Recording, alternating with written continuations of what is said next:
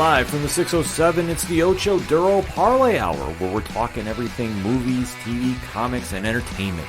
Join in the conversation on social media with the hashtag ODPH, because here we go.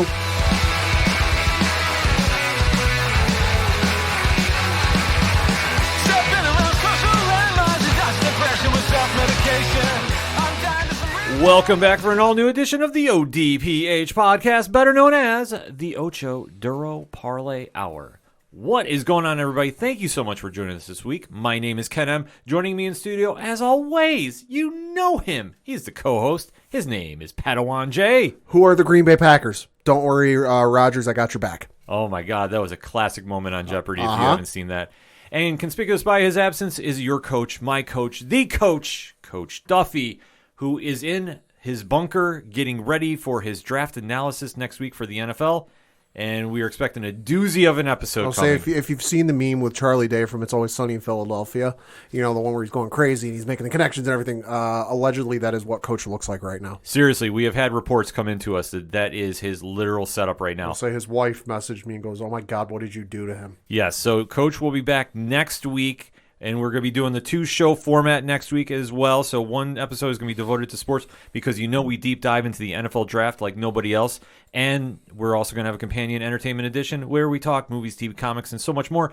But that's next week. You tuned in for this week, so make sure to swing on over to odphpodcast.com. Join in the conversation on social media. You can find our links for Facebook, Twitter, Instagram, Podchaser if you're doing the reviews for good. Thank you to everybody who's been leaving us reviews. We're trying to answer them back as much as we can. It's going to a good cause. And so much more. The TeePublic store, you name it, is ODPH. It is there. So definitely swing on by and remember to use the hashtag ODPHpod.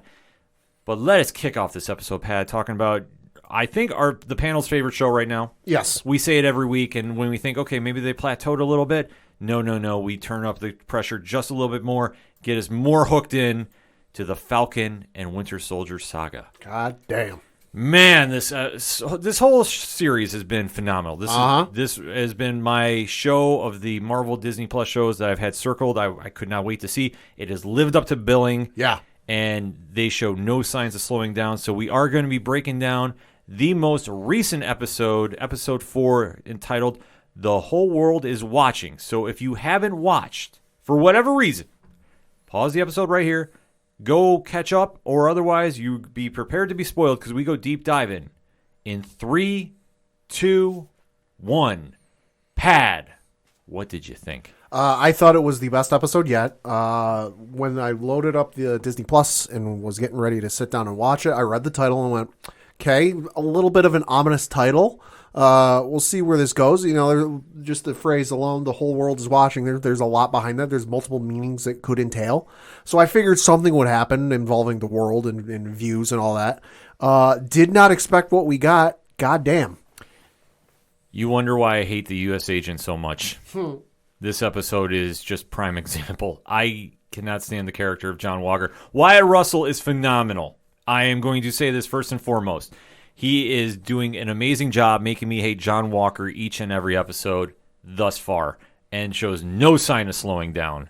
No. Because obviously this has got a lot of moving parts going on with this, and we know that after last week's cliffhanger episode that Io has tracked down Bucky Barnes to go, why did you free Baron Zemo? Yep. We pick up very quickly where Io lets Bucky know, hey, you have no right to free him. Mm-hmm. She's got a bone to pick with him about it, and she's got a very short amount of patience. Yes, and as we see, though, a little flashback episode 2, Io was one of the most significant characters to help Bucky break his brainwashing program. Yeah, which was cool to see. It was very cool to see just how she was able to break through and bring him back to some sense of normalcy, getting out of the Winter Soldier program. Unbrainwash him. Yeah, it was a very cool scene to see to kick off the episode. So thus, you now know the gravity when Io sees Bucky and is asking those questions because they have that history together, and Bucky definitely owes an explanation. And he's trying to say, hey, we have to stop this threat. We are doing what we have to. But this is not flying with the people from of Wakanda. Yeah, the Dora Milaje, you know, she's like, listen, we need to take this guy in because of what he did. And Bucky's like, listen, I get that. I understand that. And you can do that, just not yet because he's a means to an end. Yes, because once Zemo killed their king T'Chaka, He is now a marked man for Wakanda. He's like public enemy number one. That like, rightfully so, yeah. Yeah, that like they don't care about anything else going on right now. He's out, and yeah, we want him back. Yes. So the ultimatum is given in a somewhat compromise. You have 8 hours. Yeah, which is not a lot of time. It's definitely not a lot of time to track down the Flag Smashers and the conspiracy going on with the Super Soldier Serum and everything that is going on from that side. And then, obviously, the U.S. agent, a.k.a. Fake Cap, and the U.S. government trying to get involved as well. So the stakes are definitely rising more and more. But the ultimatum is given. But while this is all going on, Zemo is also trying to get his proverbial pot going. That he's trying to start cooking his scheme, because you know that everything that they're trying to establish with him is definitely going to fall apart. One thing I will say about Daniel Bruhl's performance, he's making you almost sympathize with Zemo. Which is so weird to me. Like, and it's not even for me, not a full-blooded like, oh, I feel bad for you. It's kind of like a, maybe you're not the worst guy in the world. Like, maybe if I'm ranking like Marvel villains, like from like absolute worst human or whatever species you are beings to like the not so bad, you know, you're trying to make me not get down a few pegs. Yeah, it's absolutely crazy to see how this has been flipped to where Zemo is almost being exonerated of his past crimes, and now being accepted as like a anti-hero. It's so weird to see, because if you've read Avengers comics throughout the years or Captain America comics throughout the years, Zemo is not a nice person. No. And he's not this charismatic to where he's getting away with a lot of the stuff he is doing. Yeah, and it seems to be this kind of common thing they're doing with some of the characters both in this show and WandaVision, where didn't get the most complex or deep backstories or kind of like character motivations or this or that when they first debuted, and so now they're kind of like going back and doing like not like a full blown retcon, but like kind of like a soft, hey, let's just add some stuff in here that you didn't know before. Yeah, it's very interesting to see how this is all playing off. But where Zemo is really assisting the team is he is tracking down Morgenthau, the head Flag Smasher at this stage. Yes, and obviously where her character is going is tying up loose ends with her adopted mother's funeral. Yeah. So this is a very cool scene to see. Aaron Kellerman has been doing a phenomenal job, too, in this role as Carly Morgenthau. And as we see, Zemo is leading the team to find her. But during this, they are interrupted by Fake Cap and Fake Bucky. Because, of course, they are. Because it has to. And when this is going on, obviously, John Walker is trying to interject himself and be the hero that he's not. And I'm sorry, he's not. And it's definitely coming across that way to the professionals, that he is definitely the rookie that's trying to outplay his position. And when he's trying to intercept what's going on, he winds up ruining a moment because Sam actually, with the help of Zemo, gets into the funeral and gets a chance to speak to Carly about this. Yeah. And it's almost a weird connection that he understands what's going on. Yeah. And he can definitely relate to the cause and the ideas, what they're doing, but he can't agree with the methods that are going on. Like, this is probably one of the strongest moments of this episode, in my opinion. Yeah, especially, like you said, the conversation that Carly has with Sam, where basically Carly lays out why they're doing what they're doing, that they're not just doing it for any, self-absorbed personal reasons. It's just, and we kind of find out why they want to get back to the way things were in the blip, because environmentally, things improved, but just it seems like it's kind of all this interesting. Why would you want to go back to that kind of upheaval and craziness? She explains that once the snap happened and things were kind of up in arms, that like borders didn't exist, that like there was nobody to enforce them, nobody cared. So if you're in Germany, if you live in Germany and all of a sudden you're getting upheaved because just because of the luck of the draw or lack of luck, I guess you could say, your entire village or town is gone. So you go across the border into France. They didn't care. They're going, hey, you're a human being. We're a human being. Let's help each other. And that's the way it went for 5 years. That it was almost this return to like very ancient human history where it's like, there are no borders. There are no countries. It's just people helping people. And once everyone came back, at the drop of a hat, it wasn't there. It just seems like there wasn't anything planned. There wasn't any like lead up. Hey, here's what we got to do. Here's the way we got to go about it. It's just like, hey, yeah, everyone's back into us or the borders. Get the fuck out. Yeah, it's so interesting to see this play. Excuse me. That the Flag Smashers cause is being a relatable one, because if and I keep harping back to the comics, this was never really established with these characters. But now you're getting all these sides where you're seeing that not everything is just good guy versus bad guy. There's so many multi-layers to this. And I think this is really such strong storytelling for the show that I think absolutely. This is why it's really definitely connecting to the audience, because you're not just seeing everything as just, okay, the good guys are coming in and they got to stop Thanos or whoever the villain of the week is. No, there's reasons for this action. And I always say with villains, too, if it's something that a reader can relate to or understand, it definitely makes their story a lot stronger. Oh, absolutely. So as we see, Sam is having this great moment talking with Carly, and he's saying, like, I understand what you're doing, but how you're going about this is wrong. Yeah. And unfortunately, John Walker decides to go John Walker. I'll say Fake Cap doesn't have the most patience in the room, has the least, in fact, and goes, they had to have been in there for maybe 5 minutes. Yeah, now, not even. Not even. Now, I know, no, I'm not talking TV time. I'm talking like real time. Maybe 5 minutes, not even. And he's like, yep, time's up. Get the fuck out. Go get her. Yeah, he's just too impatient for this because he cannot handle losing this one. I think it's a combination of that, and he also can't handle being not being the person in charge, the one calling the shots, the one telling people what to do. That now, admittedly, I don't know much about his character history from prior to being, Fake Cap or whatever, but I would like to imagine that in his time in the military, person of power, got to a high position, high point of rank, and in charge of a lot of people, and a lot of people came to him and listened to what he says. And now all of a sudden he's dealing with, there's still some people who do that involved with the U.S. military and the folks that answer to him. But then you have folks like Sam and Bucky and Zemo that, cool, you're wearing a modified version of the outfit and you have the shield.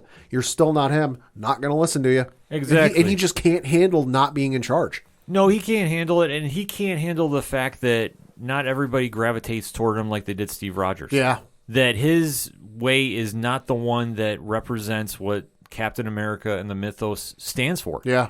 And he is losing his mind about this because the way that I'm interpreting this is once he got the mantle, he thought everybody was just going to fall in line, his way or the highway. Yeah, I thought the same thing. He's the guy. Just because he's wearing the outfit, albeit, like I said, a modified version of it, he thought people would just be like, oh, yeah, you're him. I love you. But not the case. Like, it's like you see with sports. Guy takes over for, Wayne Gretzky, Derek Jeter, Peyton Manning, Brett Favre, insert person.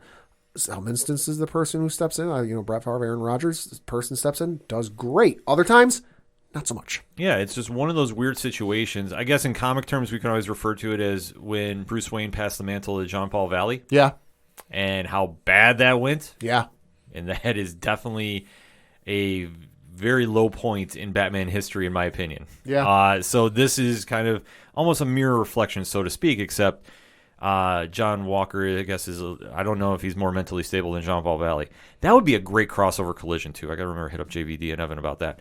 I digress, because once Walker kicks in the door and ruins the conversation going on, a fight ensues. And this is another great action sequence. And during this time, too, Zemo disrupts the Super Soldier Serum suitcase. Yep. And they go crashing everywhere.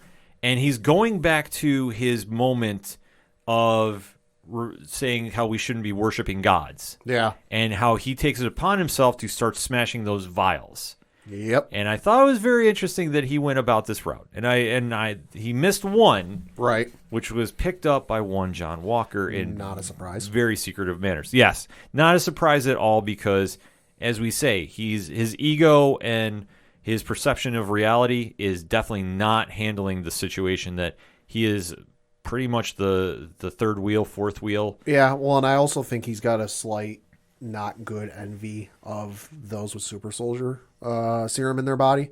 Whereas, he sees how Cap is revered. He sees how Bucky is Bucky, And I think he's slightly envious of all that because, like the first time I think he mentions it is, super soldier serum? Like, that's a thing? That's real? Yeah. And then there's the one line he has in a later episode where he says something to Bucky about super soldier serum. That, like, just the way he said it and his tone and everything. And I'm like, you're jealous of him. Yeah. That, like, listen, Bucky ain't happy about the circumstances that put him in the position he's in. I'm sure given if he could go back and change things, maybe he would, maybe he wouldn't. I don't know. But, Bucky's not happy about how he got to where he is. So for Walker to sit there and go, oh, I'm without saying it, go, oh, I'm jealous of you. I wish I had super soldier serum. Like, really? Would you want to go through all the bullshit and crap he had to do over the 50 plus years? Yeah, it's just a very interesting take that they have. But for John Walker, he is just trying to find his place now that he has the mantle. And if they're not listening to him, he's really trying to force his way. Yeah, impose his will, so to speak. I know we refer to that in UFC terms. But that's what he's trying to do by any means he can. Even though he does apprehend Zemo. Yeah. And I will say he makes one very, very great mistake.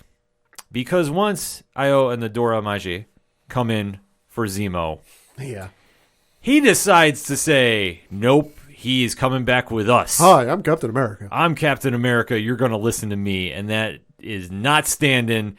And Io and company beat the holy hell out of everybody in the room. I love the whole interaction with him and the Dora Milaje before the fight where like they come in and Sam and Bucky almost recoil like, oh, fuck. Yeah. They know who they are. Zemo probably knows who they are just given how connected he is.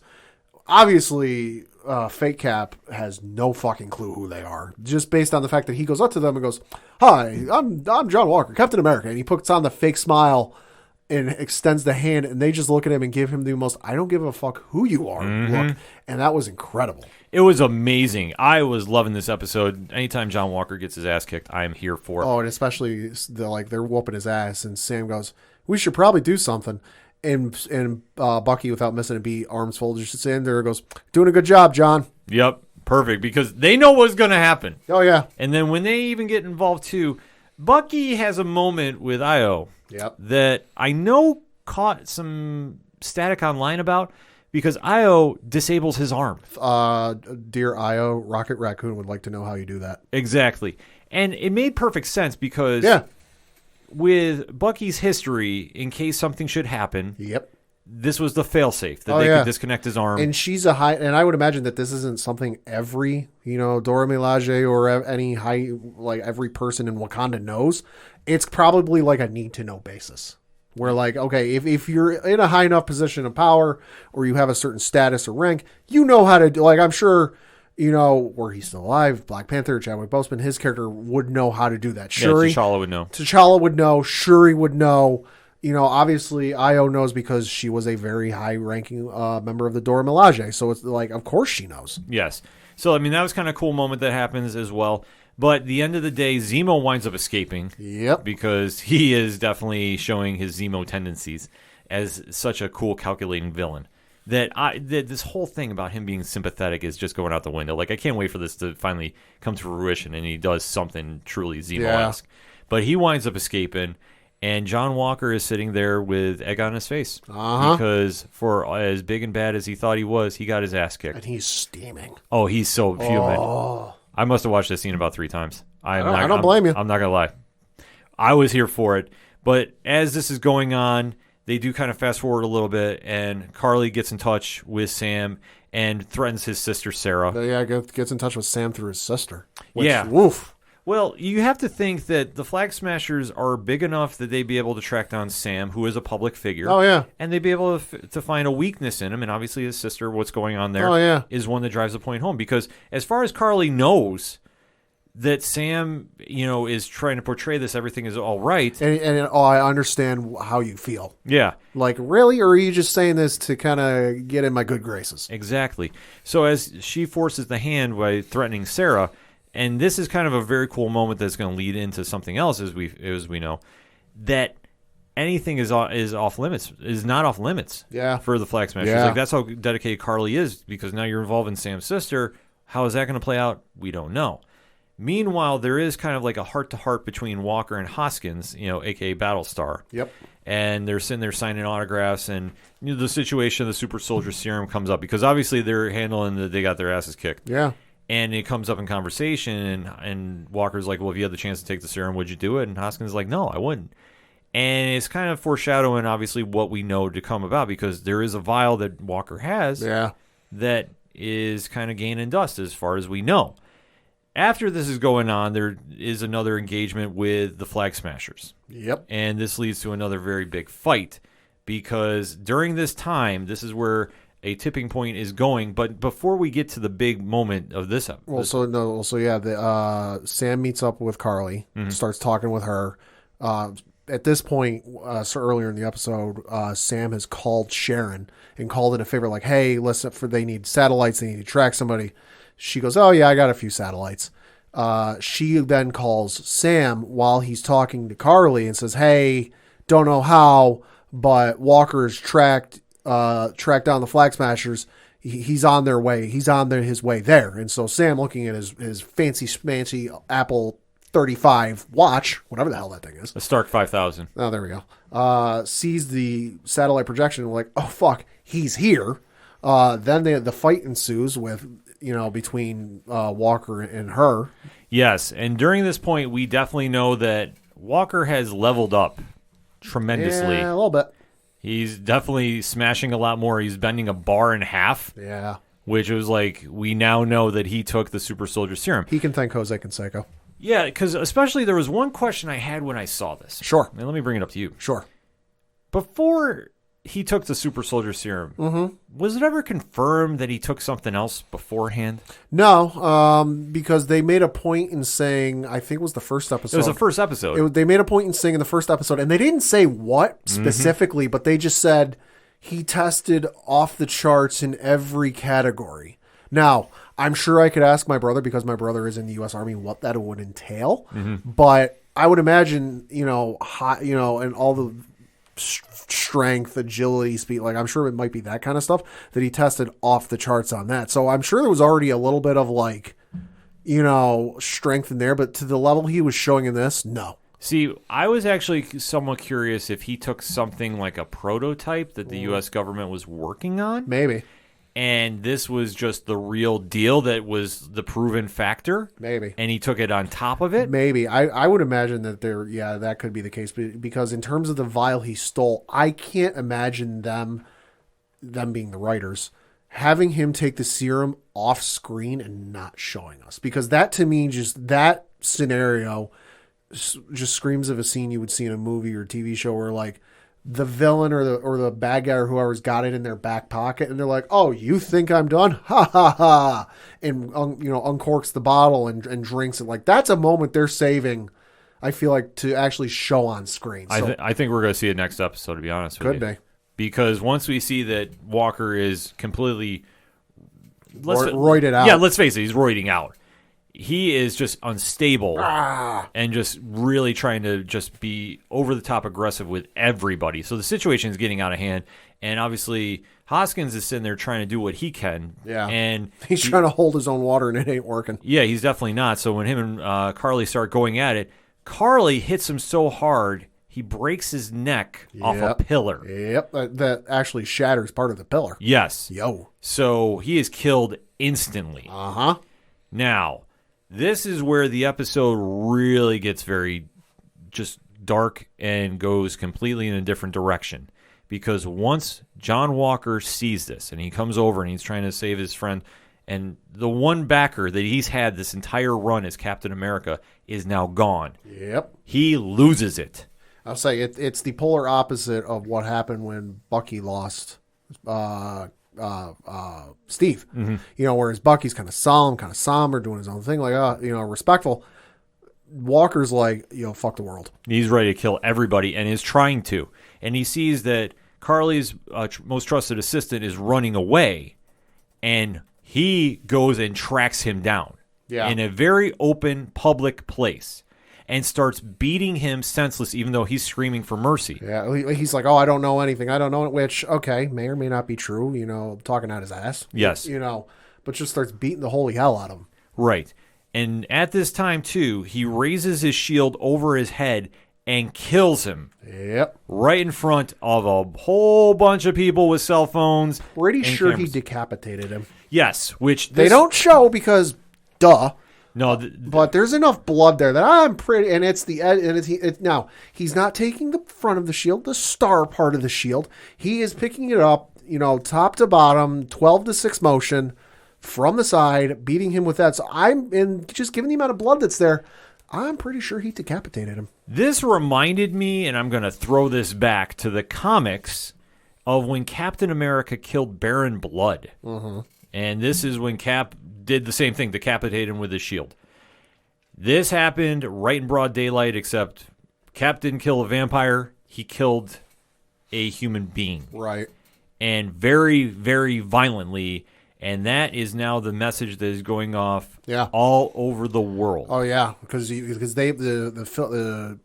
filmmakers, the person directing photography, made a point while this was going on to show a shot of him standing there looking over this guy while the crowd's looking, and very clearly showed somebody holding an iPhone. And as an iPhone owner, I can confirm someone holding an iPhone with it on the video setting on the camera, with it recording. Yes. So now, congratulations, John Walker. You just went viral. Say you're on Facebook, you're on Twitter, you're on Instagram, you're on TikTok, you're on Christ knows whatever else is out there. Yes, and that is how this episode ends, with him staring at the crowd that is taping him.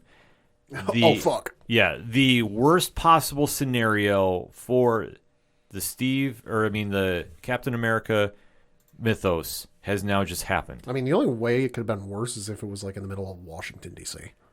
This is already bad enough, but like put it in the middle of Washington, D.C. and it's a little worse. Honestly, I think it could have happened anywhere, but now it's on tape that he went off the rails like this. That it wouldn't have mattered where. If you know the character, you knew this was coming. But even if you don't, like myself, I'm versed with him because I found a video on YouTube that explained his whole history. Mm-hmm. You know, all the stuff in the comics didn't go super in depth, but like enough that I'm like, okay, I know who he is. But even if you don't know much about the character in the comics, should have seen this coming between when he showed up to help Sam and Bucky on the top of the two trucks and he shot the one guy, to when he and his fake Bucky and his whole soldier crew were looking for Carly, bust into that fake, workshop or whatever it is. People were working on shirts or whatever the heck they were working on. And he has his buddy, I'm forgetting the name, translating and asking him questions and he's like, listen, I don't know, I'm not telling you anything, blah blah. He's like, you're going to tell us or I'm going to shoot you in the face. Yeah, when Hoskins is trying to do the translating work, Walker is just unhinged. I mean, that's the one thing about him in this situation, that for the image that's being portrayed, that he's this cool, calculating soldier that can just handle everything, he is just literally an overgrown child. Yep. Sorry. It is fact that this has just wound him up to a point where he can't handle being the second fiddle, and he is just, if we can use the video game term, rage quitting and running. Because that's all he's done, but now he's amped up on super steroids, and what's going to happen from here is going to be anybody's guess. Nothing good. It's definitely nothing good. And like with 2 episodes left, they're going to be tying up a lot of loose ends very, very quickly. Well, especially they gave us the very unusual and very new to Disney Plus mid-season trailer, which I was not expecting. I was not expecting it, and I'll be honest, I was not happy to see this. I mean, I was okay with it. It wasn't anything I didn't expect. Right, it wasn't anything I wasn't expecting either, but I guess I got to this point where I'm like, we only have 2 episodes left. Yeah. I don't want to know anything at this point. Well, I mean, they didn't really show anything we didn't expect. It's not like there was a huge Easter egg like teaser, like, oh hey, look who's going to show up. It wasn't anything like that. It was like the only thing I really took away from it was Sam and Bucky are going to track him down and it's basically right before they're going to go toe to toe with him. And I'm like, okay, yeah, we know that's going to happen. Well, it's eventually going to happen because now you're going to have the battle for the mantle. Yeah, and it makes perfect sense because they basically gave him enough space to either sink or swim. And he decided to just put everything in the ocean. I'll say they gave him enough rope and he decided to hang himself. Yeah. And now they're going to have to go in there and get the shield back, which makes perfect sense. With 2 episodes left, though, Pat, let me ask you this. There is a rumor going around online about a possible cameo for episode 5. I know it's not Mephisto. Damn. But do you have any guesses of who this might be? I cannot take credit for this. I saw this online and I'm like, ooh, I would like that because this would be... Now, the thing we've heard with the cameo is it's not anything like majorly huge. It's a grounded character. I think this would also play into who the power broker could be. Vincent D'Onofrio. As Wilson Fisk? I I'd be okay with now. They do have the rights to the Daredevil. They do have the rights to Kingpin. Him being in control of Madripoor would not be the furthest stretch to imagine. No. It'd be a cool way to introduce him and bring him into the mythos, as it were. It would be an interesting play. I will say that because I don't know at the top of my head if Kingpin had anything to do with Madripoor. Right. I mean, it's not all the realm of thought. They could write it in because I'm sorry. I know people want Chris Evans to show up. I just don't imagine them paying Chris Evans whatever the hell his price is for movies to make a 30-second appearance. I just don't see it happening. I can see Vincent D'Onofrio happening because A, not that expensive so they can do it, and B, is shocking enough that would have fans all over the internet going, oh fuck, in the kind of the same vein, maybe a little less, as with Luke Skywalker showing up in The Mandalorian. Yeah. Because having the Kingpin officially show up in the MCU, and I say officially because, hard to say with that whole Netflix thing, having him officially show up in something that is tied to the cinematic universe officially would be huge. I would definitely agree. I mean, I'd mark out if it was, because the one thing about this online rumor, and just kind of give a little more clarity, it is rumored that it's going to be a first appearance of a character we know in the MCU. So it's not to say that it couldn't be possibly Taskmaster. Yeah. Because there is that history between John Walker and Taskmaster about getting trained. Obviously, with the scheduling conflicts that they've had with Black Widow, that could make some sense too. I'm going to go out on a limb and say kind of a wilder theory. Okay. This entire time, I've felt that they are building up slowly but surely for a Thunderbolts project. Okay. I'm not sure to what variation of the team. This might be an all-new variation of the team. Because with Zemo involved, and I'm bringing this back to the comment that he made about, worshiping false gods, he has always had this grudge against the Avengers. And obviously, how the Thunderbolts came about, they're not going to be doing on the show. I'm sorry, we're not going to have Heroes Reborn Volume 1 happen here, and Liefeld Cap and all that jazz. But I think what you're going to see is him maybe forming his own team. Mm-hmm. But what I'm kind of curious is, at the end of all this, when the mantle of Cap is won back to either Sam or Bucky, my gut feeling is it's going to be Sam. Mm-hmm. Where does that leave Bucky moving forward? Could he possibly be joining a team? Mm-hmm. And not to say he's working for Zemo, but it would be possible that he is now stuck with him and the team. Mm-hmm. And almost in the Hawkeye role of the Thunderbolts early series, which is when the Zemo was kicked off the team, Hawkeye jumped in to lead the team. Right. And kind of tried guiding, obviously being a former criminal, former villain that is now a hero. Would they be trying to do that here? I mean, he could also kind of drop the Winter Soldier moniker type of thing and take up, because I know there was an early episode that he referred to himself or somebody referred to him as the White Wolf. Well, that was what he was called in Wakanda. Yeah, so I mean, he could take up that mantle and kind of go with that and do something. It is possible for that. I don't know if they would necessarily do that, though.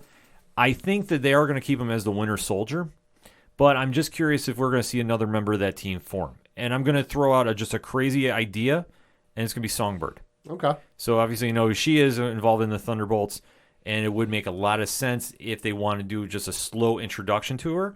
Because, like I say, at the end of the series, I think we're going to have the Easter eggs planted for a Thunderbolts project. I'm not saying it's going to be a movie, but I feel it's going to be more of a Disney Plus show.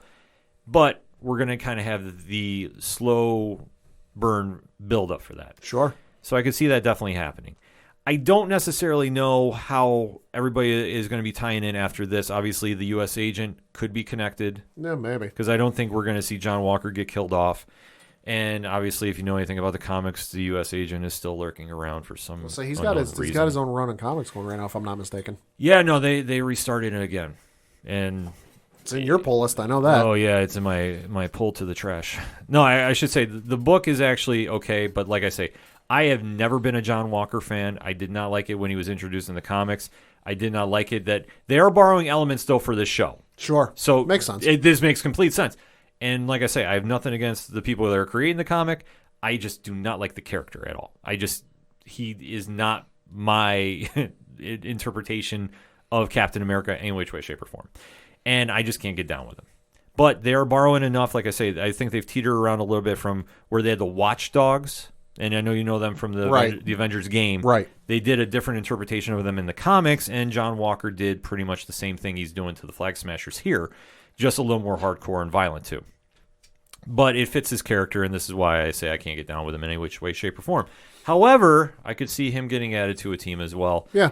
Because I know that there's some nonsense talk, and I do mean nonsense because I just don't see this happening that they're going to do an Avengers West Coast after the show. Not yet, but at some point. Maybe at some point, but I don't see it happening. I mean, obviously they're kind of doing some characters that are involved with that team, but I think at the end of the day, we're not going to see that happen right away. Yeah, at some point, yes, but right now, no. Right. I think what we're going to see at the end of this is the big reveal of whoever the power broker is. Could it be Sharon Carter? I don't. That feels a little too easy. It's just, between her leaving the shipyard, I got a lot to tell you, having access to satellites, it feels a little too easy, but yeah. I agree, because, I mean, obviously I think what happens is she winds up coming back to S.H.I.E.L.D. Okay. I think that oh, wait, they're actually going to acknowledge S.H.I.E.L.D. in the movies? I will tell you this. If we have a Phil Coulson appearance please on Friday, I will do my best to not break my 72-hour embargo. I will try my damnedest. It will be tough because I will probably lose my stuff on that episode. But it's possible we might get Sharon Carter to come back to S.H.I.E.L.D. I mean, obviously, we'll have a little more information after next week's episode. But I think once we figure out who the power broker is, we're going to just tie up everything very, very nicely. And I think that this will be something that we can look back on and say this was another great run for Disney Plus and Marvel. Yeah. That they've really stepped up the game of what we're expecting as fans from this. And for the legacy of Captain America, I think that we're going to end on a very high note. The series is definitely, like I said, went in a very dark direction. Oh, yeah. But it needed to because that is the character of John Walker. And that he crosses the line very blatantly and very recklessly. Uh-huh. And he does this throughout his history of comics. So if anybody's like saying, like, how could he do this? This is a natural reflex for him. This is who he is. Yeah. He's, like I say, he's just a steroided out emotional child that has a shield that thinks he's Captain America. I can never fill Steve Rogers' boots if he got thrown in them. I digress. But overall, though, Pad, this episode, final thoughts. Amazing episode. Really lived up to the hype. Cannot wait to see where we go from here. Absolutely. This one definitely set the pace for the next two episodes moving forward. The mid-season trailer I thought was kind of odd that they did one. I will admit, but it didn't reveal anything that we couldn't suspect already. I just find it so odd that with 2 episodes left, why would you even tip off anything going on? But that's just me. But this series has been absolutely amazing. Anthony Mackie and Sebastian Stan, what can you say about their chemistry on screen? Absolutely crushing it. Wyatt Russell makes me hate him every time I see him as John Walker, but damn what a performance he's doing each and every week. And the rest of the cast and crew has definitely made this a must-watch show each and every week on Disney+. So if you're not watching it by now, I don't know what else to tell you except just start binging it ASAP and let us know what you think. Hit us up on the hashtag ODPHpod. What is your thoughts about Episode 4 of Falcon and the Winter Soldier? The whole world is watching. We're going to take a quick break. We'll be right back. Good morning, good afternoon, good evening, and good night. My name is Thomas, and what's your name? I'm Alan. Alan. Oh, yeah. We're brothers. That's right. Yeah. Same mother and father. Your room was...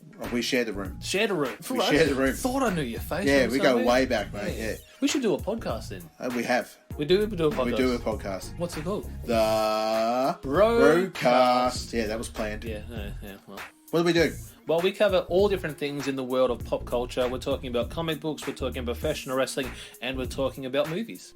Go back and watch classic retro wrestling events, the likes of WWE, WCW, and if you do like that, you can check us out on Apple iTunes, also on Podbean, Anchor, and on Podknife. Also check us out on Twitter at The Broadcast. That's BROKAS.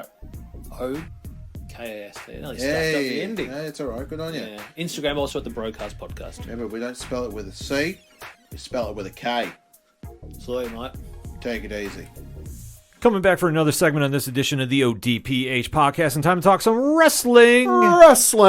Now, this past week was, dare I say, one of the most legendary weeks of professional wrestling in history. Yeah, a little overwhelming at times because normally when we watch wrestling, feels like there's a bit of break, there's a bit of time, maybe a show or two you don't watch, but this was like wall-to-wall nonstop action. Since last Monday to this past Tuesday, there has been programming from the WWE World Wrestling Entertainment on every single night. Last Monday was, of course, Monday Night Raw.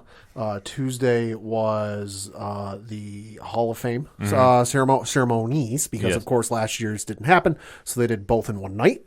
Wednesday and Thursday was night 1 and night 2, respectively, of the NXT TakeOver Stand and Deliver. By the way, Kyle O'Reilly, Adam Cole, match of the year. Fight me on that one. Jesus, man. I agree 100% with Vic Joseph at the end when he said, and I'm paraphrasing here, for the love of God, just ended already. Yeah. I agree with that wholeheartedly. If you've never seen those two gentlemen fight before, you got a treat. That I legitimately, after the match, I know I tweeted, I was like, I need a beer after that match. That match was insane. Yes, that was a grudge match of all time, and those two gentlemen absolutely stole nights 1 and 2. Nine stars. 9 stars. Doesn't matter if it wasn't in the Tokyo Dome. 9 stars. It was incredible. It was on the Peacock Network. Yes. That was on Wednesday. Thursday. Friday, I believe there's also a SmackDown. There was a WWE UK event in there too. Friday was, of course, SmackDown, and then Saturday was night 1 of WrestleMania. Yes, so we will get into nights 1 and 2, kind of give you our picks that we thought were really worth talking about. Yeah, because overall, this was the return of fans to watching professional wrestling for the WWE. Yeah, have fans in person. They had a real nice moment before the card started on Saturday night, which I gotta say might take some time, and I gotta digest it and kind of think about it.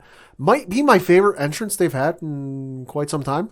That whole pirate ship and the whole look was really cool. But Vince and the entire main roster, Shane, Stephanie, Roman, everybody was out socially distanced on that main stage to kind of greet the fans back, welcome them back. So that was really cool. It was an amazing moment that obviously if you've never been to a live show for professional wrestling, there's something about it when you go and there's just this feeling and aura around it. Yeah. That you're in for something. If you've never been to a WrestleMania, this is the closest to a Super Bowl. Yeah. This is the closest to a Game 7, if you will, of your playoffs. Yeah. I mean, whatever is the biggest moment going to Hall H for cons, right? This is up there for wrestling fans. And to see them and just address the fans and just getting that energy back, you could definitely see it was affecting every performer. And just seeing how giddy and excited they were, because there was a bunch of videos that the wrestlers themselves and fans had posted of the wrestlers showing up and walking that path where the 2 giant chain link fences were. And I know I remembered at one point Lana posting something. It was either a video or a photo, and saying how she almost got teary eyed because it was we missed this. And I know Xavier Woods posted a video of it. I think it was after him leaving night 2 of just leaving and the fans chanting his name. Look it up on his Twitter page. But he's listen, thank you all. We missed it. He's we know you missed us. We missed you just as much. Yeah, this is going to be the emotion that going to the first con after how long is going to be. And it's going to be something that you'll remember. And being somebody watching at home and seeing a live crowd and hearing an actual real crowd instead of a typed in program chant. It was something that was just, it took you back in a second. Okay, maybe we are getting back to normal. Yeah. And Vince McMahon, I will say, addressed it perfectly. He got the show going. Obviously, they had some problems with the weather. Because Florida. It's Florida. If you've never been to Florida, let me paint a picture for you. Florida, you can have a solid 12, 13 plus hours, heck, even a couple days, where it is sunny, warm, 80 degrees Fahrenheit, convert it to whatever it is for Celsius for you folks around the world, not a cloud in the sky. And then it can all of a sudden just flip on a dime and be looking like a apocalyptic storm is rolling in, rain for 5 minutes, and then it's back to being sunny and perfectly clear. Right, but the biggest issue for this night, though, was lightning. Yep. So they did have to stop the show and do a little evacuating a little here and there. Yeah, because that's not a Florida thing. That's an entire U.S. thing, if not a world thing. I know, because I was in marching band in high school, that there were times that they'd have to stop the football game because there was lightning in the area. And the thing with that is once you have lightning, you had to wait 30 plus minutes for there to not be another lightning strike nearby to resume. If you get 2 minutes into that 30 plus minutes, and there's another lightning strike, guess what? The clock's reset. Yeah, so they had to evacuate the floor and everybody get to cover. During this time, though, the wrestlers really took advantage of the situation. And a lot of them were just cutting impromptu promos. Which, I got one beef with him. You got wrestlers cutting impromptu promos. Why didn't you get the best person backstage to cut a promo impromptu, off the cuff, no script, in Paul Heyman? Can you give that, like, that man can script a promo without having a script in front of him. Come on. I think would have been a missed opportunity. It was just a matter of wherever he was at the time. That's true. I mean, that's the one thing is just there's so many people at WrestleMania that try and track him down just for a quick moment. I think they just took anybody that was nearby and put him on. And everybody did a great job, too, because once we got into the first match, and we kicked off with Drew McIntyre facing Bobby Lashley. Yeah, which, of course, Drew lived up to his promise. He'd said for a long time, since at some point last year, I forget when exactly he said it, but he said, first opportunity we get to have fans back, I want to be first out the gate. Yes. And he was. And he lived up to it. The energy was there. And going for the WWE title. Yeah.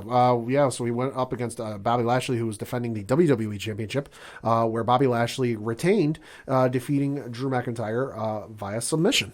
Love this match. Oh, yeah. No, this was a great match. Yeah. Lashley being a part of the Hurt Business has helped him tremendously. Oh, yeah. The Hurt Business no longer being in business as of right now. Yeah. I think is going to hurt him. Yeah, and I know Lashley. No pun intended. Yeah, I know Lashley has had some interviews where like he didn't want it to happen. I know I think he said he and MVP even went so far as to go to Vince and try and like push for him to not do it. So I know Lashley's not entirely thrilled about it. Nor should he be, because this is what put him on the map. Yeah, and I mean even recent kind of heel, not counting Brock Lesnar because he's Brock fucking Lesnar. Right. But like the one heel champion I can think of with Seth was a dirty, dastardly heel, but he still had his minions to kind of run around and do his bidding. Yeah. They just broke him up way too soon, and this is what got Lashley over. So now what happens here is going to be anybody's guess. Yeah. He did retain, though, in a very, very surprising move. But it was surprising to some, but I wasn't. I think I called that in last week's show. I thought Lashley was going to retain. Yeah, I think you did. Yeah, I mean, it was one thing that we always talk about on 607 TWS, Rich and I do, is Lashley is over a lot more than Drew is at this point. Yeah. It's not to say Drew isn't going to be back because he's already in the title picture, but I think that he's had his run with the belt, and now it's time to see what Lashley can do. I'm just questioning what is going to happen without the Hurt Business moving forward. We'll have to see. All right. Next up was the women's tag team Turmoil match, where the winners would go on to face Nia Jax and Shayna Baszler on night 2 for an opportunity at the women's tag team championships. And of course, you had Billie Kay and Carmella, Dana Brooke and Mandy Rose, Lana and Naomi, Liv Morgan and Ruby Riott, and Natalya and Tamina. And you had Natalya and Tamina emerge victorious to win the opportunity to face the women's tag team champions on night 2. This wasn't the best match of the night. No. By any means. No, and I think I read someplace it went a little long. Yeah, it did, and the timing was off in a lot of different spots. Well, and I noticed that, and I felt that for a lot of the early matches. Like, and I know while they were doing the entrances, this is where Mandy slipped on the entryway.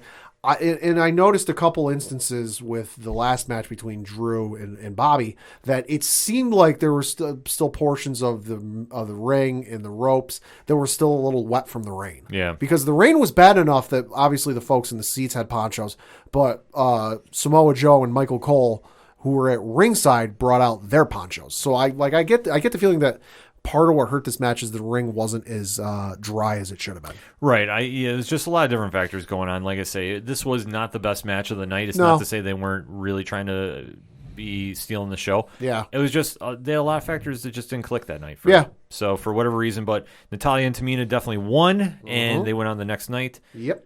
But next up. You had the singles matchup between Seth Rollins and Cesaro. Cesaro making his very first singles match appearance on WrestleMania, which is a goddamn travesty. Yes. Long overdue.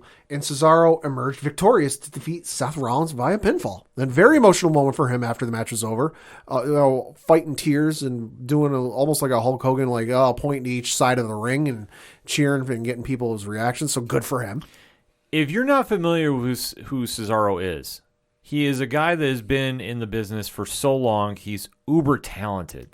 Ridiculously strong. He's ridiculously strong. And he doesn't look it. No, he doesn't. You see him do feats of strength, and you're like, how? Like, you look at a guy like Braun Strowman, Bobby Lashley, like even Brock Lesnar, and you go, oh, like you see them lift massive amounts of weight and go, okay, that makes sense. I get that. You could see Cesaro lift the same amount and go, wait, this doesn't compute. No, it definitely didn't. But to see him finally get his time, and he was doing moves that he did on the indies. Yeah. I'm looking at that UFO he did. Holy fuck, that was crazy. I lost my mind on that. It was such a great moment, and Yeah. for somebody that the internet fans rally around. Oh my god, yeah. I mean, when they used to have the Cesaro section. Yeah. yeah, to see him finally get his due, Long overdue. Yeah, get that big win. I just hope they carry the momentum forward. Absolutely. If they drop the ball on this one, Absolutely. it'll be a travesty. But hopefully not. Seth, they put on a great performance. This was Yeah. my 1B match of the night, Sure. match of the night. Sure. Next up, you had the match for the Raw Tag Team Championships with Kofi Kingston and Xavier Woods defending against the team of AJ Styles and Omos. And you had AJ Styles and Omos win via pinfall to become your new WWE Raw Tag Team Champions. This was just a fun match. Oh my God, yeah. Yeah. Omos is actually pretty good. He's actually good, and he was laughing the entire time. Oh like my you God, could tell yeah. he was just happy to be out there wrestling. Like, Yeah. And Kofi and Xavier Almost played was like, up. I can drop the facade of like I'm the serious stone faced killer. Like, Yeah. I can have fun. Yeah, and obviously AJ Styles is now a Grand Slam champion. He's won every belt in the company. Now here's my question, because he hasn't won every belt in the company. He has not won the Universal Championship. What happens if he wins that one? Because he's won the WWE Championship, he's won the U.S. and Intercontinental Championships, and then he's also now won the Tag Team Championships. What happens if he wins the Universal? He's in a league of his own, then I would imagine. Just saying.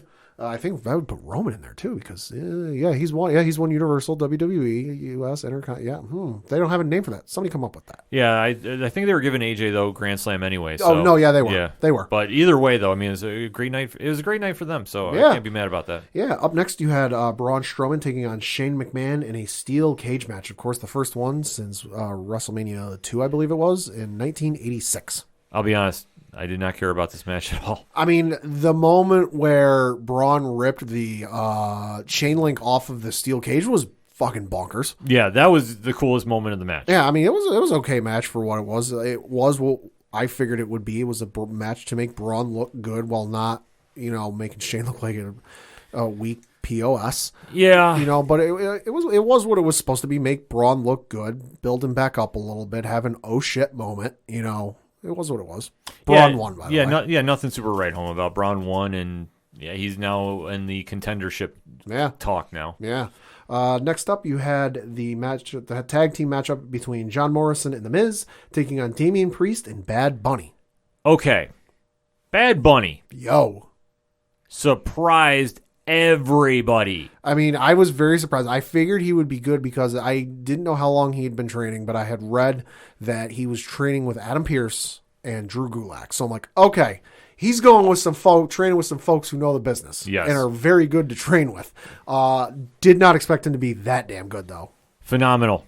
He was doing stuff that I've seen people in the ring for many years pull off. Yeah. Like that Destroyer on the outside of the ring. Oh, my God, the Canadian Destroyer. Yes. Or Puerto Rican Destroyer, whatever you want to call it. However you want to define it, it was amazing. And kudos to Miz and Morrison, too, because they really went out of their way to put him over. Well, and I think their reactions to him doing the Canadian Destroyer were genuine. Yeah. There's the look of shock on their face. Yeah, well, he decided to go all out for it. And that's what you want to see, too. Because I know when everybody sees celebrities come to the ring, sometimes they're duds. Yeah. Sometimes they're surprised they'll do a move that will really catch you off guard. Yeah. So for him to actually be looking the role of the wrestler, I would not be upset seeing him come back. No, well, and I think Triple H said it best. He is a superstar at this point. Oh, yeah. In fact, if they're smart, they put him as a DLC for the next video game. I can see that happening. They have to, if he's not already going to be in the game. So, but big win for him and Damian Priest, too. Yeah, so then that was your co-main event of the night. Then your main event of the night was for the SmackDown Women's Championship,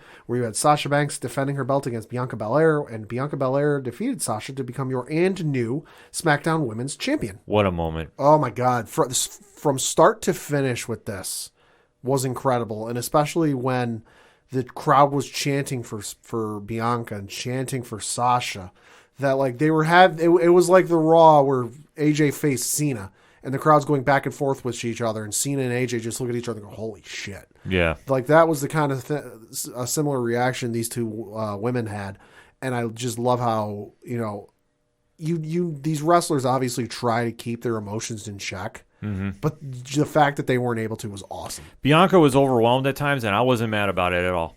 That she had literally just absorbed the crowd's energy, and it was just you could just tell she was trying her best not to break character. But Sasha held it in a little bit better, but Bianca couldn't hold it in, which was a cool moment. Yeah, it was a cool moment. I don't knock her for doing it. In fact, I will say the coolest moment I saw was her doing the press slam, getting Sasha back in the ring. Yeah, holy fucking Christ. If you ever wonder why she is the EST of WWE, prime example right there. Yo. Fantastic match. I will say it's the first time I've ever seen a hair whip bruise somebody. Yeah, that was insane. And wouldn't be surprised if Sasha gets a scar off of that. Yeah. Oh.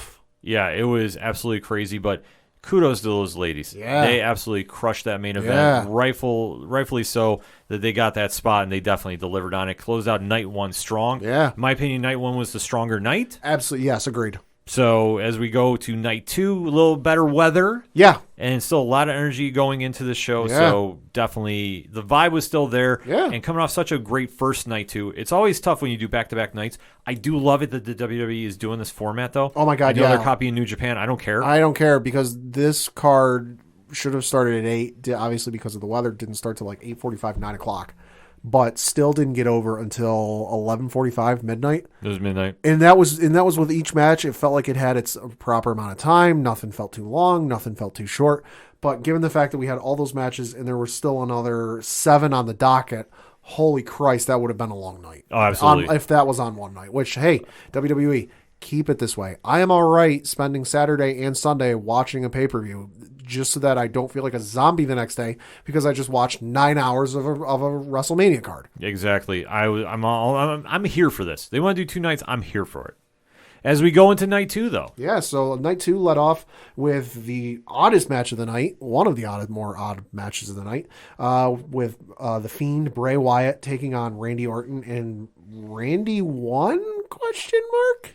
I mean, when you go to the 1, 2, 3, he pinned Bray, but shenanigans. I don't know what the hell happened. This ending confused me. I'm not gonna lie. And I don't mean confuse me like I don't understand what happened. I understand what happened. I just don't get why. I'll be honest. I don't care about this feud.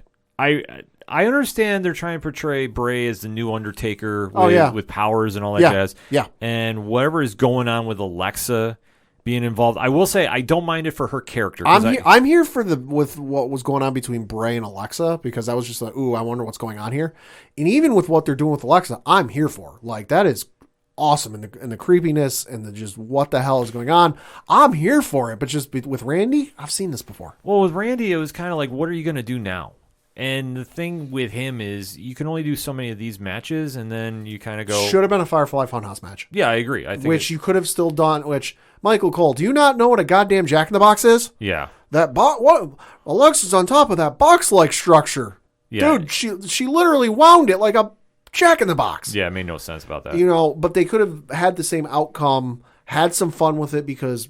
Randy's got just as long, if not a longer career than Cena's got. They could have gone some places and had some fun with it, but instead it was what it was, and just really weird. I mean, really odd to lead off with that. Yeah, well, I think because of what they use for the Jack-in-Box, that they want to go that route, and plus I think they were trying to pace out the match as well, and that it was a main event level match because Randy Orton does draw that. It was just weird, and obviously I know there's more to that story going on, so we'll get a payoff eventually. Yeah. But for me, I was just like, what am I watching? And I didn't care about the feud to begin with. I mean, the first off, Randy killed him on Raw. Mm-hmm. Let's not forget this. Or on pay-per-view. Lit him on fire. He lit him on fire. And then he's okay. He's healed again. He's the Toxic Avenger. He's healed again, but they still have the goddamn red light. Yeah, so... there's so much going on with this that I'm expecting something big to pay off whenever this happens, should this happen. But for right now, it's just kind of a weird opener. I thought it was not the best idea to open. I would have put this more towards the middle. Yeah, but I think that what they were probably worried about is this would go over people's heads. Yeah, maybe. And kill a lot of energy. So it's like, why not just do this early and people would be like, what? And then have more appreciation for the next match. So that match was for the Women's Tag Team Championship, and that was between Nia Jax and Shayna Baszler, who took on Natalya and Tamina, who won on night 1, with Nia Jax and Shayna Baszler winning via submission to retain the Women's Tag Team Championship. Not a super big fan of Nia, so... I was not a big fan of this match either. Just really didn't do anything for me. So, like the wrestlers are fine. I don't hate them. It's just doesn't do anything for me. Yeah, like I just don't like Nia teaming up with Shayna. I mean, when you have 4 people in this match that aren't tag teams, they're just 2 wrestlers thrown together, for whatever reason that might be. I just don't have any interest in it. I would like to see 2 female wrestlers get in there, Billie Kay, Peyton Royce, Raquel Gonzalez and Dakota Kai. Riot Squad. I would like to see an actual tag team get in there and do work together and have move sets that complement each other. You saw it with the Revival. You saw it with the Shield. You see it with the Usos. You see it with New Day. That they have their own move sets, but they also have moves that work well with each other, and that's always nice to see. The only move sets these ladies have together is, my partner is going to get pinned. Let me run in there and interfere. Yeah. Okay, I get it. That's tag team, but I still like to see those moves where it's hey, this person's going to hold that person. Let me jump off the top rope and hit him to the ground. I still like to see that. Yeah, it would have been something, but Tamina actually got over a little bit with the crowd. So good for her. Good for her. I mean, that's the only takeaway I got from this match, really. Yeah. Next up was a match that everyone and their mother was looking forward to between Kevin Owens and Sami Zayn, with Kevin Owens emerging victorious, defeating Sami Zayn via pinfall. This could have gone on for 10 more minutes. I wouldn't have cared. I'll Fantastic say, match. according to ProFightDB.com, this match was listed at 9 minutes, 15 seconds. Felt a little too short. Yeah, it felt way too short. I'm not saying could have been 15, 20 minutes longer. 5, 6, 7 minutes longer. Would have been okay with that. Yeah, I would have been fine with that, but I understand that this was, for anybody outside of the internet, a filler match, so to speak, just to fill up space on the card. But for all of us that have watched these two fight each other, we expect a lot coming from this. But I'm just happy they got the WrestleMania moment together. I'm also happy that Logan Paul got stunned. Oh, hell yeah. WWE knew everyone was going to pop for that, myself included. Oh, yeah. No, it was a complete poppable moment. And somebody get that on a 10-hour loop for me. I'm sure it's out there. I mean, the Zemo cut is out there, so this is true. Anything is possible. Next up, you had the match for the WWE United States Championship with Riddle, defending his belt against Sheamus. And Sheamus defeated Riddle via pinfall to become your new United States champion. Way better match than I thought it was going to be. Yeah, no, this was a great match. Way better. That fucking bro kick at the end. Jeez. Props to, I will say this, Riddle, I don't care for the stoner gimmick. No. I would much rather see him do something. I'm not saying he's got to be serious, but at least something different. He can be casual and he can be kind of laid back without being a stoner. Those people exist. Yeah, it's all right to do. But I will say this. I was very impressed with how he kept up with the physicality of this match. Not that, he obviously fought in the UFC, so he can handle physical stuff. But the fact that Sheamus went at him, and Sheamus has looked great since returning. Yeah. So this has been a run where I don't hate him, and I mean that I don't, understand. I actually don't mind seeing his matches. Yeah, same here. So I'm completely fine with this, and I hope he does something with the belt. So because for me, normally the last couple of years, Sheamus match is normally my cue for a piss break because I just don't care for Sheamus. But in this instance, it's I'm going to stick around for this. Yeah, I mean they're letting him do big moves, and they're letting him really hit some people. And I will say, like Pat said, the bro kick when Riddle did the reverse moonsault. Yeah. Also, the photo Sheamus took after the show, all the new champions going to get their photo taken with the belt. Sheamus had it taken with that fedora hat and that Irish brawler look he's got going, but with the jacket on, it's a good fucking look. Yeah, a lot better than the goddamn mohawk he had. Yeah. Remember when we thought that was a whole gimmick for the Turtles movie? Yeah, and it went on for 5 years, and he kept it. Yep. Yeah. Ugh. Next up was the match for the WWE Intercontinental Championship with Apollo Crews taking on Big E in a Nigerian drum fight. Of course, like we said in last week's show, had no idea what the hell this was. Big E didn't even know what the hell this was, or at least that's what he said in kayfabe. But Apollo Crews emerged victorious with a little help to defeat Big E to become your new Intercontinental Championship. I will say this. One, how the hell do you have that gong at ringside and not do some Looney Tunes type shit with it? Yeah. Two, why didn't you just call this a Nigerian street fight? Because that would have been a lot better. How are you going to call this a Nigerian drum fight and then drums don't get involved? I don't know. This for all intents and purposes was a Nigerian street fight where there are, objects from over in Africa, Nigeria. Mm-hmm. The drums and the musical instruments and the sticks and what have you. if you're talking like a Nigerian drum fight, I'm expecting some like Looney Tunes, old 30s, 40s cartoons type shit where like the one character picks up the drum and puts it over top of the person, and the person's sitting there with their head sticking through the drum. Yeah. Like, I'm expecting something like that. This is a street fight. I had no idea what to expect with this, but I thought it was going to be something like a last man standing match from what they described it. I don't care. Like, this was a fantastic match. It was fantastic. Just that was my one. Oh, yeah, no. I get you completely, because I just don't know what the writers were thinking about with this match, because it like you touched on, this should have just been a street fight. This could have been something else. Either way, both these guys delivered. Apollo has been on fire, and now he's got Dabakato.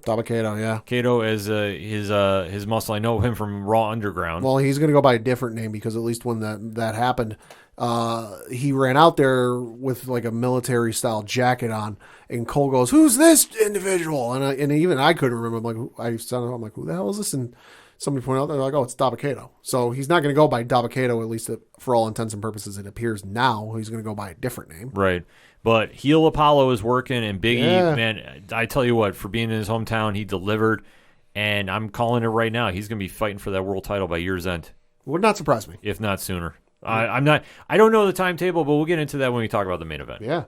So next up in your co-main event of the evening was the match for the Raw Women's Championship. This had Asuka defending her belt against Rhea Ripley. And you had Rhea Ripley pin Asuka to become your new Raw Women's Champion.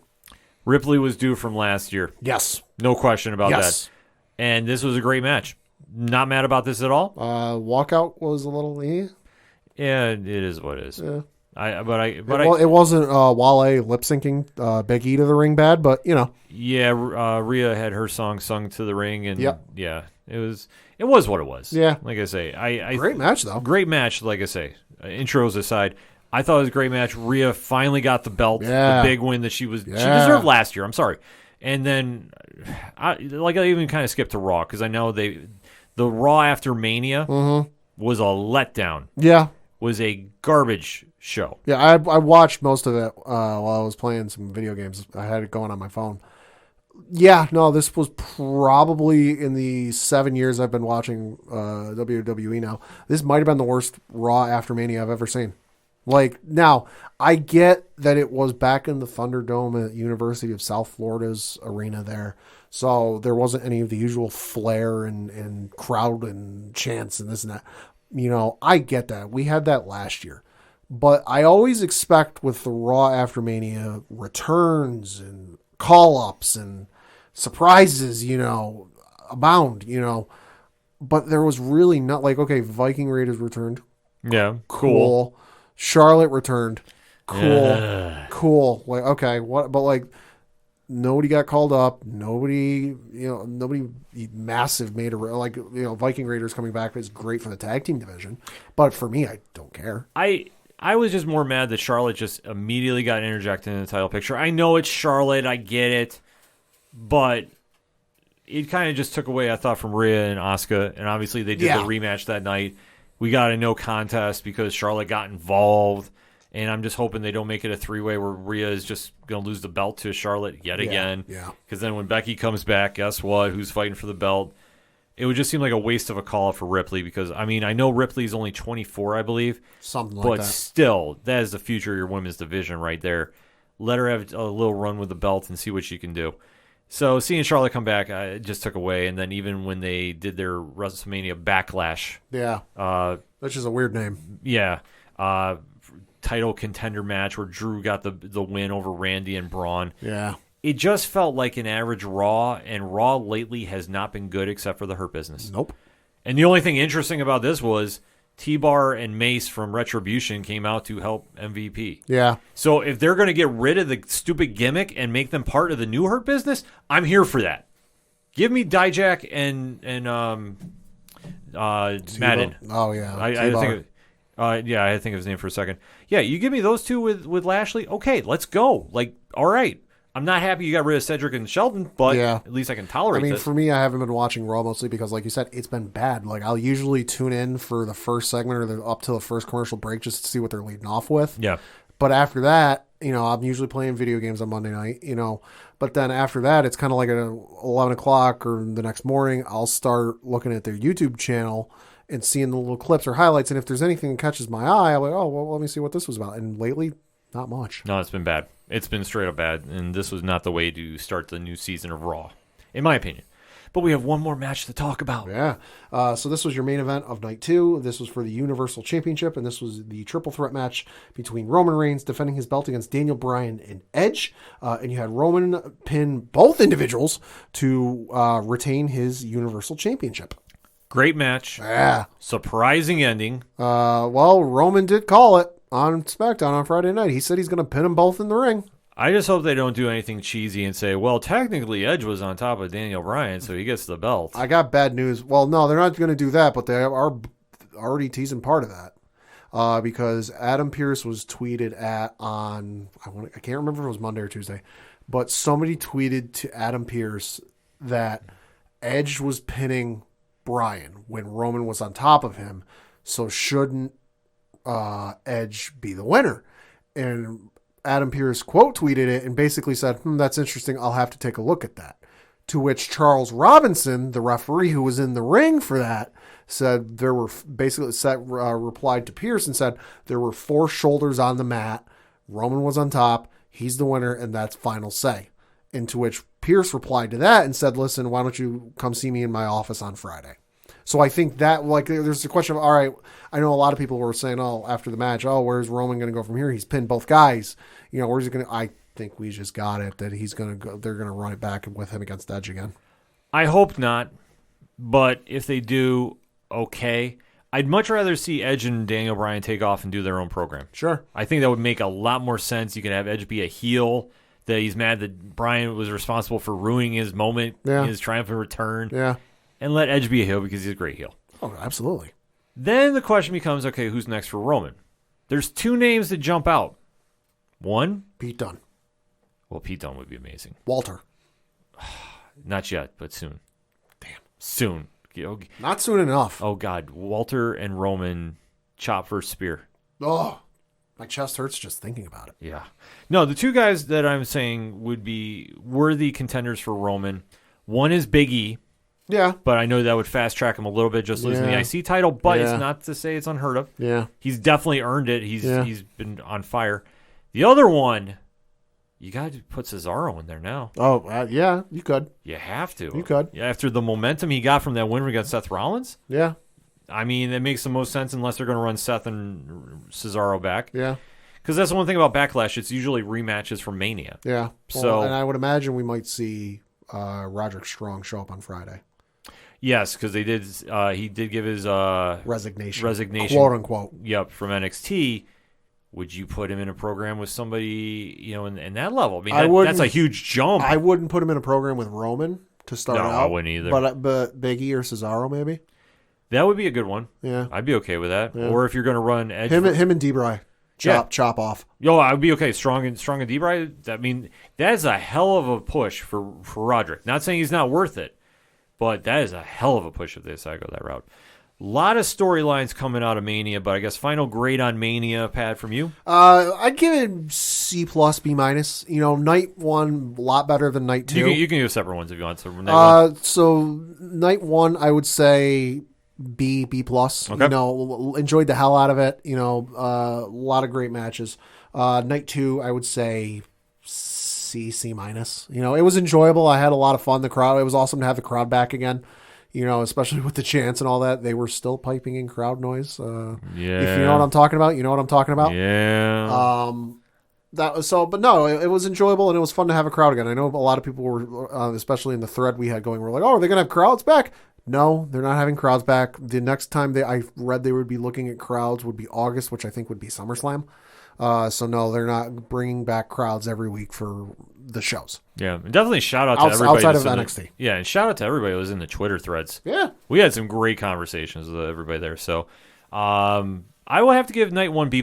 Sure. I thought that it definitely had the standout moments. Bianca Belair and Sasha was my match of the night. Runner-up, and it's razor close, is Seth and Cesaro. Yeah. Thought that was excellent, too. Night 2, Bad Bunny was up there, too. Yeah. Bad Bunny was my second best match of that night. Yeah, no. Bianca and Sasha being number 1. Yeah, no, but that's what I said. That pushed that one to B+, and I gave a B- for night 2. Okay. I thought the main events definitely carried that show, and you had Kevin versus Sami. I mean, it was short, but it was sweet.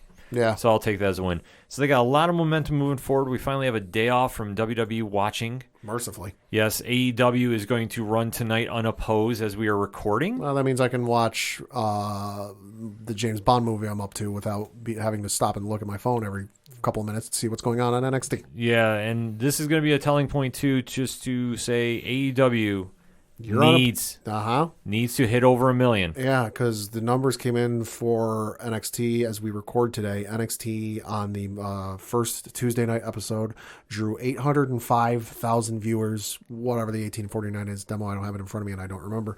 But just for comparison's sake, their last week's show on television on the Wednesday night where they were going up against AEW, that was night 1 of the NXT TakeOver, drew 768,000 viewers. So they got a jump of round numbers, 30,000 viewers. Yeah. So AEW is put up or shut up because everybody in the AEW camp, let me rephrase it, a good majority has been saying they ran NXT off Wednesday night. Wednesday night's theirs.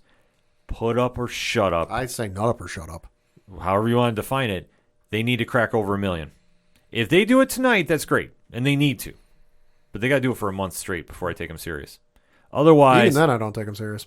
But after that, because I'm sorry, the shit Tony Khan pulled over the weekend on night 1 of Mania. Yeah, fuck off. Yeah, I'm not a fan of that either. I understand he was allegedly trying to do. Telling stories and fine, and if he told that at another point in time, when it's relevant, a couple days after, okay, fine, get it. Taking a little shot, I get it. But to do it while they're in the middle of it, fuck off. Yeah.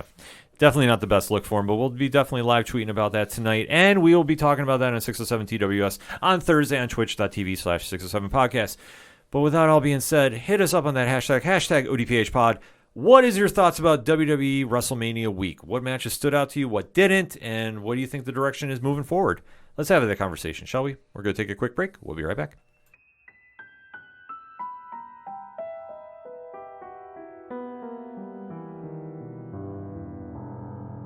Hi, welcome to the Jury Room, a true crime podcast. My name is Kevin, and I will be your host on this journey. We will be covering some of the most heinous, some of the most unthinkable, and some of the most monstrous crimes to ever be committed against humanity. We will be covering cannibalistic serial killers, decades-old unsolved mysteries, cold cases, missing person cases, and everything in between. The Jury Room podcast is available on most major podcasting platforms. Please make sure you go subscribe and leave a review. Coming back for the final segment on this edition of the ODPH podcast. Pat, kick us off with those one-shots. Got a couple of entertainment things to talk about. First of which caught everyone by surprise because holy shit, who saw this coming? Reading from an article courtesy of Variety.com. The headline reads, Sony Pictures moves movie output deal from Starz to Netflix in rich pact. So, holy Christ. Yeah. The article reads, quote, Netflix has emerged the winner of a nearly 2-year auction for the exclusive U.S. rights to stream Sony Pictures theatrical releases in the first pay TV window, starting with the studio's 2022 slate. Netflix has also set a first-look agreement with Sony for all of the studio's original movies produced for the direct-to-streaming market. That deal also requires Netflix to commit a certain number of titles from the studio, but it doesn't stop Sony from selling direct-to-streaming titles to Netflix's rivals. In that case, however, Netflix would have to pass on the project for Sony to be able to sell it to another streamer. As part of the pact, Netflix will license an unspecified number of older titles from Sony's movie vault. Sony's Sony Pictures' primary pay TV partner has been Starz, now owned by Lionsgate since 2006. The new theatrical output deal with Netflix, which only covers the United States, is believed to run about 5 years and is undoubtedly worth hundreds of millions of dollars to the studio over the term. Industry sources said Sony executives are working on another significant theatrical movie licensing pact outside the Netflix agreement. So huge news for Sony because, and also huge news for us viewers because Sony was kind of like the ones left out in the cold without having a streaming service. This means they don't have to come up with their own streaming service. My wallet thanks you. Yes. But it's also huge for them. So Netflix is essentially now going to have an influx of some great movies to pull into their rotation starting in 2022. This also means that whatever time window they come up with, probably not going to be as instant as you might like, but the new films that come out from Sony will be going to Netflix, which is great because I looked up the numbers. A lot of people were like, well, why did they choose Netflix? Starz as of Q4, and I'm trying to remember numbers from like a week ago, so forgive me.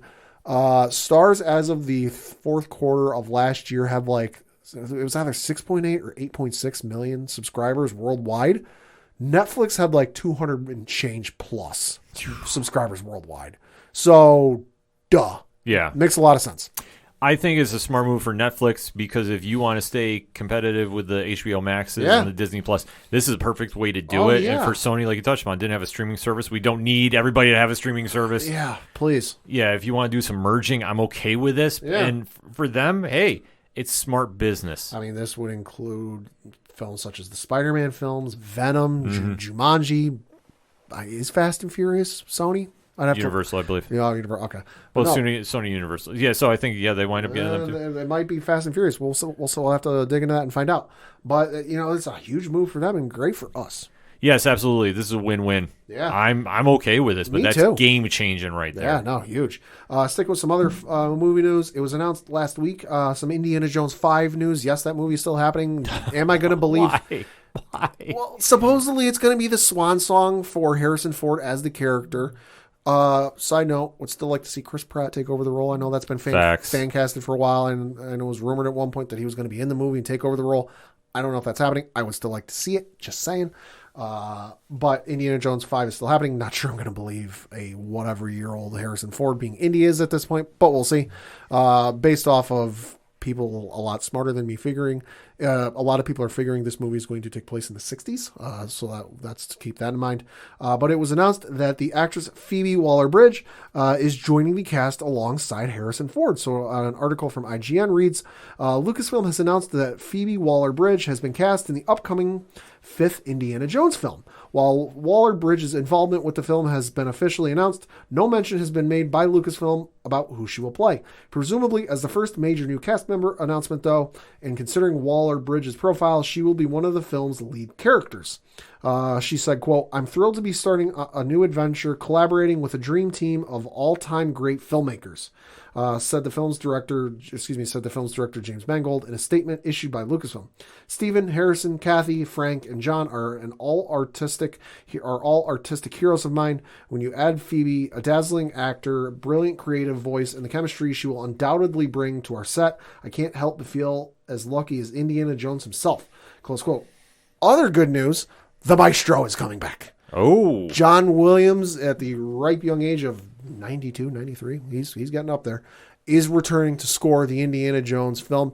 John, if this reached you in any way, shape, or form, can I just get the Raiders March at some point, like big and bombastic, please? I need to hear that Raiders of the Lost Ark March again, please. If it's a swan song, he's got to do it. Oh, absolutely. If it is.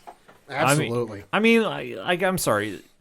Indiana Jones, after 4, I'm done. You can skip 4. And all honest, like 1, 2, and 3 are great. Oh, yeah. I'll give you that. 1, 2, and 3 are great. Don't watch 2 if you've just eaten. Just saying. Yeah. 1, 2, and 3 are great. 4, hokey. No, I'm out. Hokey, but then again, so is Indiana Jones. I mean, Christ, he looks for the... Yeah, but it just seemed like such a money grab. It's hokey, but like I said, so again, most of the Indiana Jones films are.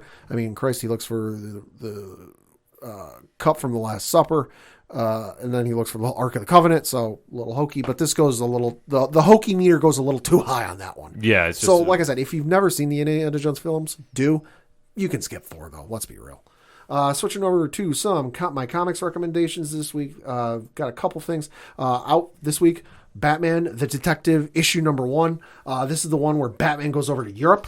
So the description of this reads, and quote, an epic tale that will take Batman on a harrowing, action-packed European adventure in a new miniseries by superstar creators Tom Taylor and Adam Kubert, right? And Andy Kubert. Oh, Andy, yes. A horrific tragedy in the United Kingdom sends a very personal and deadly message to the Dark Knight, one that will draw Batman out of Gotham City to investigate. From the moment he lands in Europe, Batman will face a difficult investigation and unheard of adversaries, and find the assistance of a partner once more, all in the hunt for the villain known as Equilibrium. New villains, new allies, a thrilling overseas adventure begins for the Dark Knight. Cannot wait to get home and read this one. Tom Taylor on Batman. I'm sorry, Nightwing, he's killing right now. Yeah. I forgot that because the name of the book changed because it used to be like Batman the Dark Knight, I thought. And Something then it went to like the that, Detective. yeah. Holy sugar cookies, Yeah. man. Sign me up. Take my money. Yeah. Also out this week, you got Superman issue number 30. You know me. I love Superman. Yeah, you're just a big super dude. Can't go wrong with that. The Joker issue number 2. Okay. So given the events of the first issue, I am all sorts of amped up to get home and read this one. The description of this one is, quote, as the dust settles on Arkham Asylum and tragic recent events, the Joker is the most wanted man in the world and powerful forces are lining around the globe to hunt him. But where exactly is the clown prince of crime? Jim Gordon, facing his twilight years, haunted by the madman, knows where to start the hunt, and he's been given the go-ahead to pursue him. But will he be willing to pay the price? And what shocking revelation will Gordon stun Batman with before he departs? And in the backup story, within the walls of Blackgate Penitentiary, Punchline has become the target of the Queen of Spades from the Royal Flush Gang. It'll take everything Punchline has to survive, while on the outside, Bluebird digs deeper into Punchline's horrific past. I'm all sorts of amped up to read this. First issue was a big surprise. Oh, yeah. Loved it. 100%. On the Marvel side of things out this week, Iron Man issue number 8. Love what they've been doing with Iron Man lately. Cannot wait to read that one. And then also out this week, Thor issue number 14. Listen, it's Thor. It's Donny Cates. Need I say more? Enough said, my friend. Enough said. So going to my one-shots, talking a little comic movie news, it was announced that Lucy Liu has been cast in Shazam. Really? 2, yes. So according to Variety, she is going to be playing Calypso, the sister of Hespera. Okay. So excited about this project. I mean, It's just started filming, I think. Yes. So Shazam, Black Adam has started too as well. Yes. So both are now in filming production. So I'm here for this. You know what? This whole Shazam verse, I think, is going to be a surprise for everybody. Shazam 1 was fun. Oh, yeah. And I got to say with Black Adam, if the photo Dwayne Johnson put out the other day of after him working out, that guy's thighs are going to be jacked in that movie. Yeah. Holy crap. It's going to be absolutely bonkers. So I'm excited for it. And like I said, Lucy Liu getting added to the project. Yeah. Like I say, this Shazam verse is going to be something for anybody that was a DC fan that's not into the Snyderverse. Yes. They're going to appreciate it a lot more. Yes. And even if you were into the Snyderverse, listen, Shazam is all about just a fun superhero book. Oh, yeah. It's not to be taken that serious. No. You've never really been that serious. It's going to be a little, funny and goofy, but it works. 2 trailers dropped today as we were recording. Mm-hmm. One I'm very excited about, and that's Zack Snyder's Army of the Dead, which is appearing on Netflix May 21st. Absolutely looks bonkers. Dave And Bautista. for all you Zack Snyder nut jobs out there is no director's cut. Netflix gave him what he wanted, so this is the cut you're getting. So shut the hell up. So you got a bunch of fortune hunters going around Vegas, and I'm just going looking for stuff during a crazy, crazy apocalypse. I'm here for this. Like, I'm sorry, just zombie explosions, man, sign me up. And on the flip side, you had Fast 9. Do we really need to say anything about that movie? I have been the first one to say this, and I will be saying this until it comes to fruition. This franchise ends with Vin Diesel doing a drift on Saturn's rings because they're going into space. It looks like they're going into space in this movie. It's going to happen. Like I know they said they're going into space, but just from the way the trailer looks, there's one shot where it looks like Tej and Tyrese's character are going into space. It's the only way you end this thing. I'm sorry. If you have ever seen Fast 1, Mia, I'm a cop. Rest in peace, Paul Walker. If you have ever seen that movie and now you watch Fast 9, how did we get from point A to point B? I still do not understand this. Reasons. It is reasons. Oh my freaking Lord, man. This is just out of control just insanity. I mean, that's the only way you can describe it. It is just literally insanity that we are this far. The explosions are bigger. Everything's just absolutely going crazy. It is everything that you want from the big popcorn summer blockbusters. Yeah. Don't ever go for a plot because seriously, no. you can just throw it out the window because that's it's a summer flick. You go in there to kind of cool off because it's too hot outside and you turn your brain off. Yeah, you have to, because the fact that these street racers are now the world's most elite fighting team blows my mind. Forget SEAL Team 6. We need to call in Dom. Yeah, Dominic Toretto, Vin Diesel plays him, has now just taken on an entire life of his own. Yeah. Like I said, I can't even wrap my head around this. I'm just watching, as we're talking, the Army of the Dead trailer again because I need to cleanse my palate from Fast 9. Listen, cleanse your palate with the other trailer that came out from Ryan Reynolds, Hitman's Wife's Bodyguard, which is the sequel to Hitman's Bodyguard, with, of course, Ryan Reynolds, Sam Jackson, Salma Hayek is in this one, Morgan Freeman, Richard E. Grant, Antonio Banderas. If you have not seen the trailer, go watch the trailer. It's Ryan Reynolds. It's hilarious. Yeah, I'm down for that one as well. And like I said, Army of the Dead too. Bounty hunters going for a heist in a zombie apocalypse in Vegas. Take my money now. It's got Batista. I'm here for it. Like, I just want to see big explosions. I know I'm going to see it with Zack Snyder. I don't even care if they say Martha somewhere throughout the movie. I don't even care. Why'd you say that name? Oh, I don't even care. Like, it could have happened in the trailer too, because I'm just like explosions and them just going absolutely crazy in Vegas. Enough said. I am here for that. And since Coach is not here, got to do a little sports talk. Keep it very, very brief. Javian Clowney has signed with Cleveland Browns for a 1-year deal. Oh, Jesus Christ. Him and Myles Garrett. Yep. Fuck. So if Clowney can step up and play consistent, I put this on Twitter. I'm going to put it out loud. This is a big deal for the Browns. Absolutely. It takes pressure off Garrett, but he's got to be consistent. That's the one thing with him that in recent years he has not been that dominant force. I'm not expecting a hit every play like he had in that bowl game when he was at South Carolina, but something close to that. Yeah, something very, very close to it. And closing out, because it's UFC talk, UFC 264 has been announced for Las Vegas. Mm-hmm.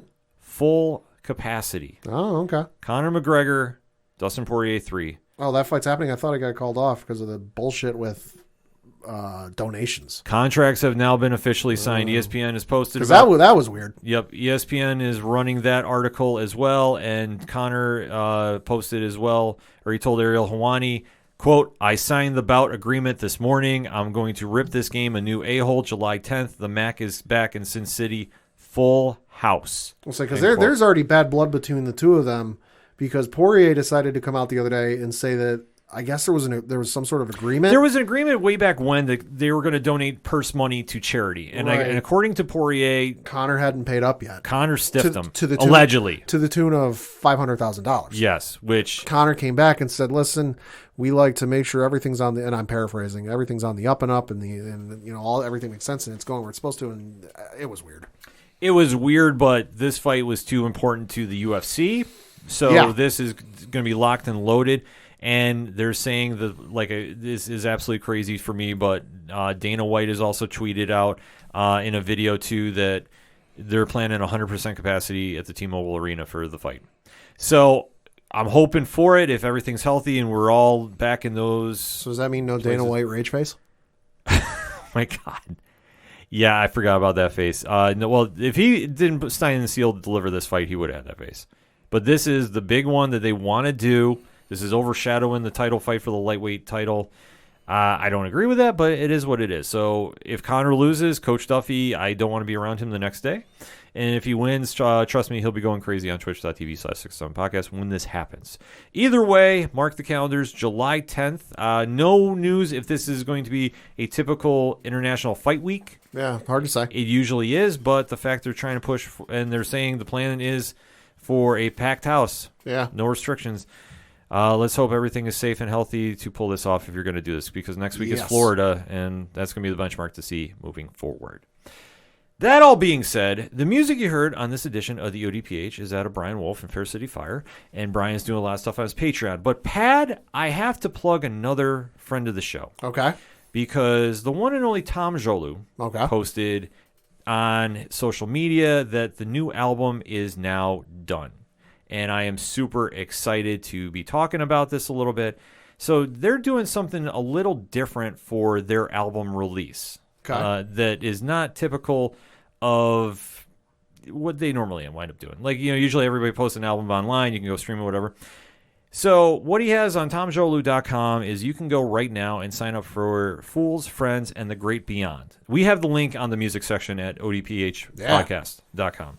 But you can go there, and I'm showing Pat this as well, that you can go right now, and what they're going to do is you sign up for the new album. And it's a free, to sign up for the email. Like he'll fill you in everything else. So they talk, and then basically what they're going to do is they're going to drop a new song each month, and they're going to give you the behind the scenes, and that's cool. They've got this whole 7-part mini series discussing the process of making the album. Cool video series, talking about the approach to producing it. Yeah.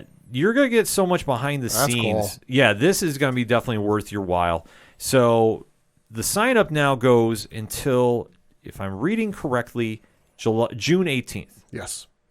But the first single is going to start trickling out May 21st. So basically what I'm going to tell you now is go to odphpodcast.com. The link is right there. If you go down to the music section, you find Tom Jolu. Go sign up for the email if you have any questions. Tom is an amazing human being. I can't say support him enough because he is just that fantastic of a person. Go sign up. You have any questions, he will be more than happy to answer for you. And I am super excited to get that on the ODPH when he is ready to release that song. Maybe I can talk him into it early. I don't know. We're going to have to see. But at ODPHpodcast.com, you can check out the music section. For Brian, shout out the Robots, Second Suitor, Floodlands, who is staying put. They pulled off one of the best April Fool's jokes that their lead guitarist was faking. He was moving to Vegas. We got that confirmed that Tom from Floodlands was fooling everybody. Well played, sir. Well played. You can also swing on over to the directory, which has friends of the show, organizational links supporting Black Lives Matter, and all the amazing pod groups we are in. Shout out to the aPODalypse. Shout out to Innerd Circle. And shout out to our friends over at 8122 Productions, Rich Ron, Mike C., and hashtag Big Natty Cool, who this Saturday night is going to do the One Chip Challenge. God help them. Locked and Loaded, twitch.tv/607 podcast. They're celebrating their 3-year anniversary party. It is going down. I'm going to be in attendance with a few other people. It's going to be a sight to see. Lock up the beverages. I won't be around anybody when that happens. The fact they're doing this, these chips are ready to go. I can't stress this enough. If you want to They're bursting at the seams. They were bought a number of months ago. Yes. So if you want to see two people suffer, tune in Saturday night. I want to say 8 p.m. Eastern Standard Time, but if you just follow the channel, you get the notification. It pops right up.